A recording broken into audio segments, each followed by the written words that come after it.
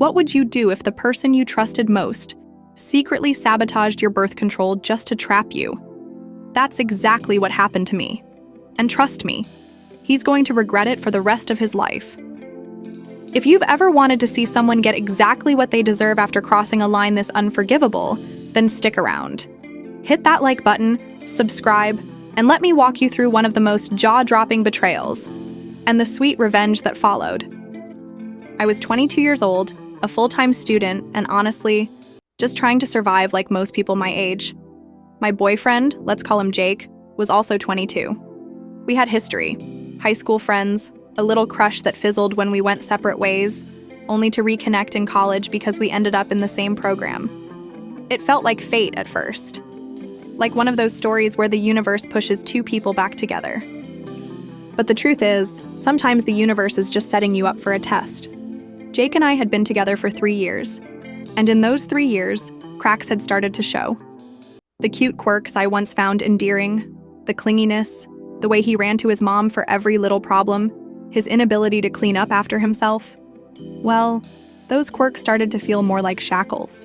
I began to notice how often he treated me less like a partner and more like his caretaker, his maid, his mother. And let me tell you, nothing kills romance faster than being expected to parent your boyfriend. Still, I tried. I told myself relationships take work, but somewhere in my gut, something just felt wrong.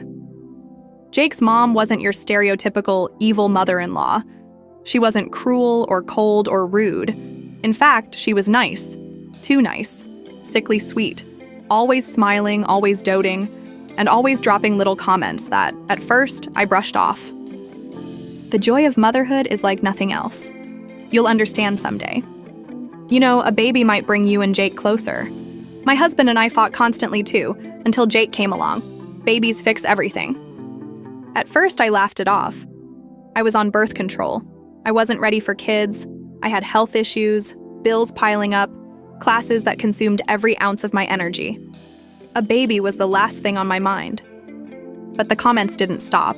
They grew more pointed, almost rehearsed.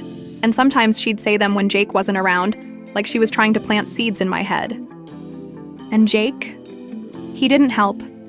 He confided in her about our relationship constantly.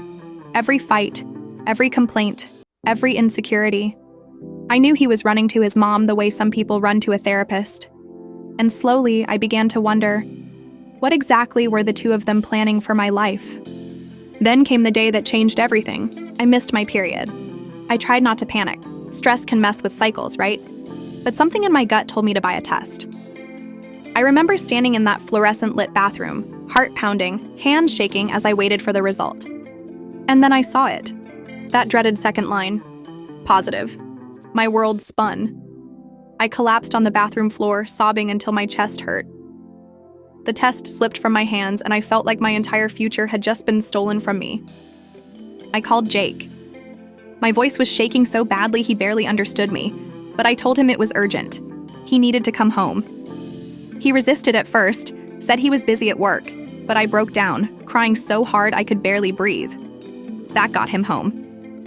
When he walked in, his eyes landed on me, crumpled on the bathroom floor, tears streaming down my face, vomit still lingering from how violently I'd cried.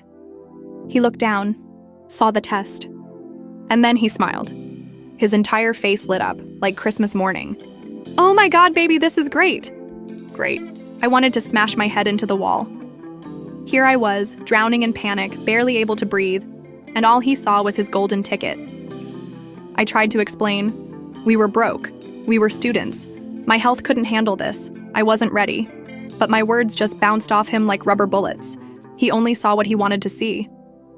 After screaming, sobbing, begging him to understand, I told him to leave me alone. I needed air.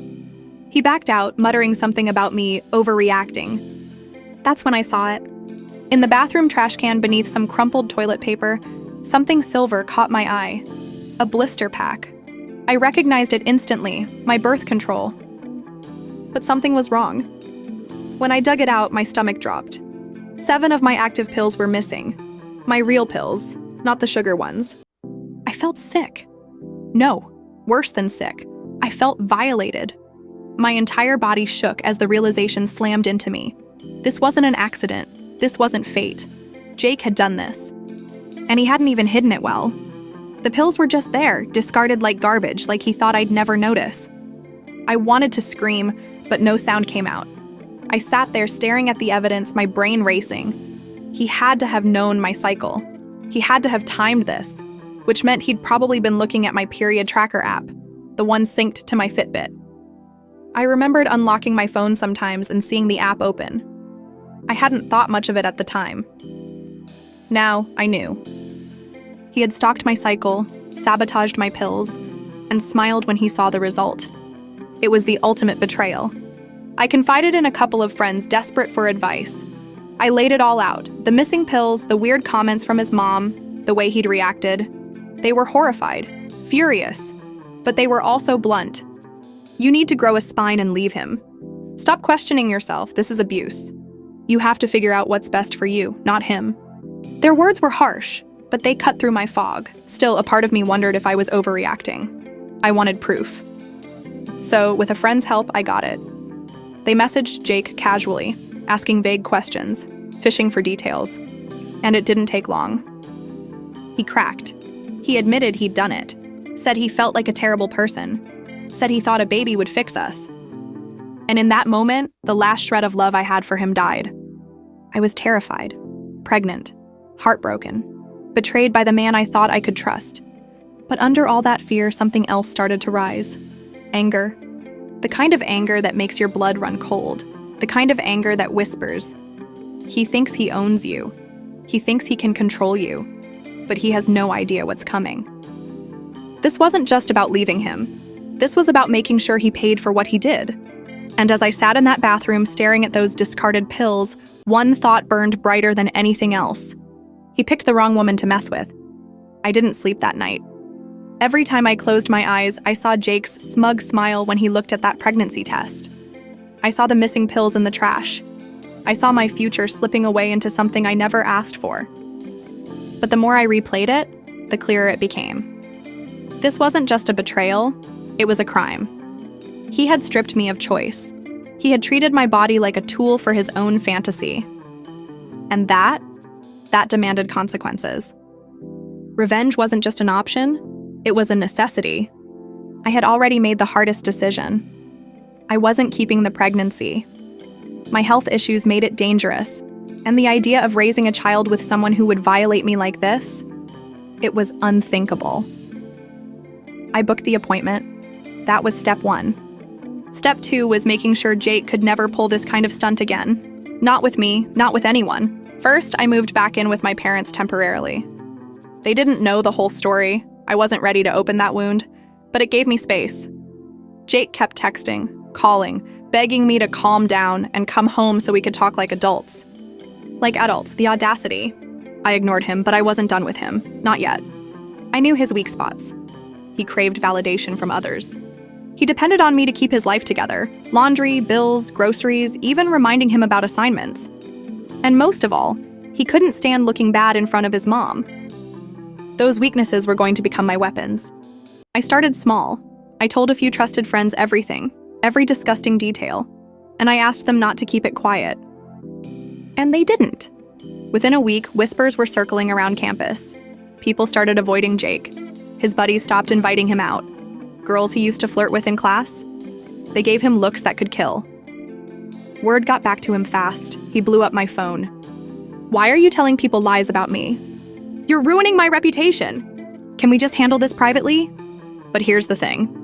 Nothing I said was a lie, and the more he panicked, the calmer I felt. Now his mom, sweet, manipulative, baby-obsessed mom, I debated whether to involve her.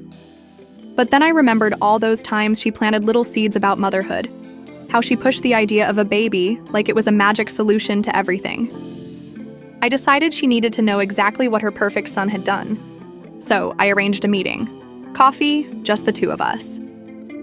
She thought I was finally going to tell her I was pregnant and embrace the joy of motherhood. Instead, I slid the blister pack across the table, the one with the missing pills, and I told her everything. Her face went pale, then red, then pale again. She stammered, tried to defend him at first. Maybe you're mistaken. Maybe it was an accident.